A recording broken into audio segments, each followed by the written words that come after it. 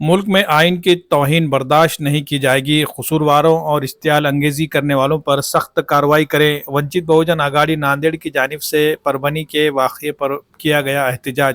तफसीलात के मुताबिक मुल्क और रियासत में मौजूदा वक्त में फ़िरका वाराना ज़ात पात पर मबनी नफ़रत का प्रचार करते हुए कानून व इंतज़ाम को ख़राब करने का काम किया जा रहा है और हुकूमत की तरफ से ऐसे वाक़यात को रोकने के लिए ज़रूरी इक़दाम करते हुए नज़र नहीं आ रही है, बल्कि उल्टा ऐसे कसूरवारों को हिमायत देने का काम होता हुआ दिखाई दे रहा है, जिसकी वजह से आइन मुखालिफ क़ुव्वतों के हौसले बढ़ रहे हैं। इसका नतीजा ये हुआ है कि 10 दिसंबर 2024 को परभनी में भारत रत्न डॉक्टर बाबा साहब अम्बेडकर के मुजस्समे के करीब आइन की शबीह की तौहीन और नुकसान पहुँचाने का अफसोसनाक वाक़या पेश आया। इस मसले पर वंचित बहुजन आघाड़ी नांदेड़ के एक वफद की जानिब से एहतजाज किया गया और हुकूमत को याददाश्त पेश की गई, जिसमें यह मुतालबा किया गया कि आइन की तौहीन किसी भी हाल में बर्दाश्त नहीं की जाएगी। कसूरवारों और इश्तियाल अंगेजी करने वालों के खिलाफ सख्त कार्रवाई की जाए। इस मौके पर वंचित बहुजन आघाड़ी के रियासती नायब सदर फारूक अहमद ने अपने तासुरात जाहिर करते हुए कहा कि आइन मुल्क के हर शहरी का तहफ़्फ़ुज़ फराहम करता है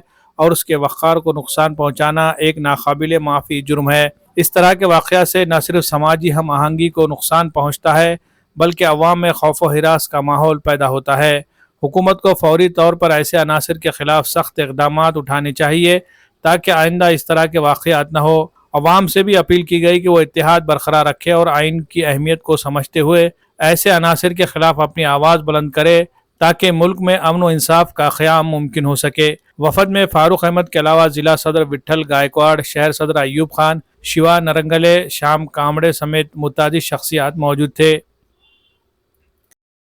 परभनी में कल जैसे कि पूरे महाराष्ट्र और देश में बांग्लादेश की आड़ में वो लोग मोर्चे निकाल रहे हैं जो कल तक पैलेस्टाइन के लिए भारत के मुसलमान रास्ते पे उतरते थे तो बोलते थे वहाँ हो रहा ना यार, यहाँ कुछ है क्या अड़चन, यहाँ कहीं को मोर्चा निकाल रहे हैं।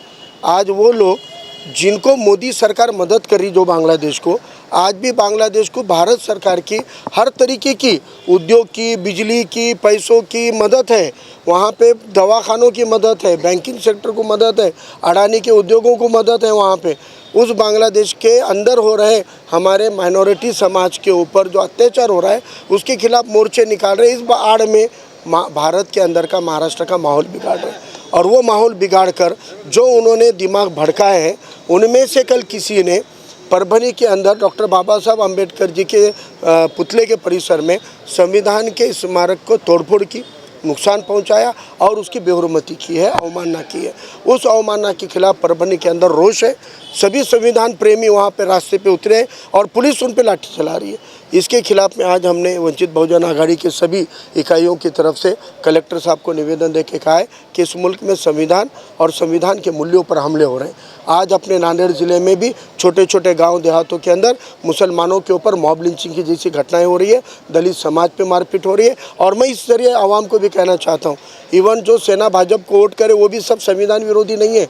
आप में से जितने लोग संविधान प्रेमी हैं, आप उस भाजपा और इस सरकार का विरोध के लिए सामने आओ, नहीं तो कल ये संविधान नहीं रहेगा तो फिर से तुम्हारे को वही छुआछूत की वीडियो में जकड़ा जाएगा। इसलिए संविधान के ऊपर प्यार करने वाले सभी मज़हब के, जाति के लोगों को मेरी अपील है, परभनी की घटना पर बोलते रहिए, लिखते रहिए, इसके खिलाफ एहतजाज कीजिए, इसके खिलाफ रास्तों पे उतरिए, क्योंकि ये आज अगर संविधान की अवमानना बर्दाश्त की जाएगी तो कल आप हर एक के संवैधानिक अधिकारों को कुचला जाएगा, कल लड़ने वाला कोई नहीं होगा। इसलिए सभी समाज के लोगों से मेरी अपील है कि हम आज इस घटना के निषेध के लिए उतरे। आज सभी संगठनों ने और सभी विचारधाराओं ने संविधान के हक़ में खड़े होने की ज़रूरत है और हम इस बात का निषेध करते हैं। जो इस साजिश के पीछे है उनको भी, यानी वो माथे फिरू है, वो पागल है, लेकिन वो पागल को पागल बनाया कौन, उसका माथा फिराया कौन, उनको ढूंढकर उनको जेल में डालना चाहिए।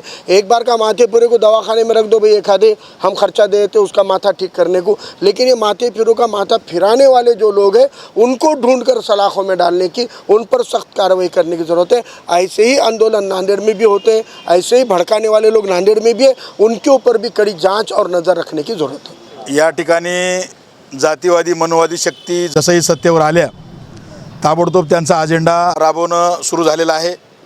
संविधानाचा अवमान करणे, अल्पसंख्याक मुस्लिम बांधवांवर हल्ले करणे, हिंदू मुस्लिम विषय पेटवणे सवर्ण दलितवाद पेटवणं, OBC मराठावाद पेटवणं, हे सगळे मुद्दे येणाऱ्या काळामध्ये चालू झालेले आहेत.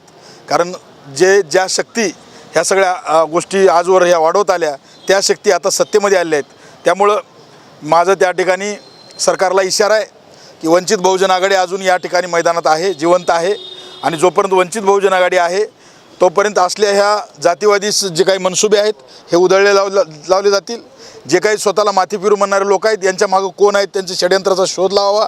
त्याचबरोबर परवा कुंडलवाडी येथे आमच्या मुस्लिम युवकांवर मॉब लिंचिंगचा प्रकार झाला, त्याच्या बाबतीमध्ये ताबडतोब त्या ठिकाणी ॲक्शन घेण्यात यावी.